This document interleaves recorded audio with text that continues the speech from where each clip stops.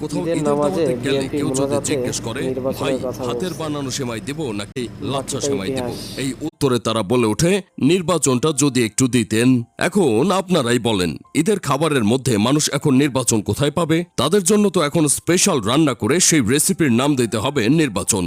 এক কিসিমের পাগল আছে না, যারা রাস্তাঘাটে এক কথাই বারবার বলে যায়, তাদের অবস্থা হইছে ওই পাগলের মতন। তা না হলে কারা ভাই ঈদের মতো একটা আনন্দের দিনে দ্রুত নির্বাচন চেয়ে দোয়া করে? মির্জা ফখরুল সাহেবকে নিয়ে তো আমি বেশ চিন্তিত আছি। তিনি যেই হারে নির্বাচন শুরু করছে তাতে মনে হচ্ছে তিনি আর কয়দিন পর ভাতের বদলে খাতার মধ্যে নির্বাচন শব্দটা লিখে সেই কাগজটা খেয়ে ফেলবেন। আমি তাকে নিয়ে আর একটু চিন্তিত আছি, তার কারণ হচ্ছে তিনি যদি কোনো দাওয়াতে যায় আর সেখানে যদি তাকে জিজ্ঞাসা করে যে গরু দিব নাকি মুরগি দিব, সে যদি চিল্লায়া বলে ওঠে দ্রুত নির্বাচন দেন, তাহলে কি অবস্থা হবে? বাঁশির শব্দ শুনে দৌড়ে পালানো বিশাল সাহস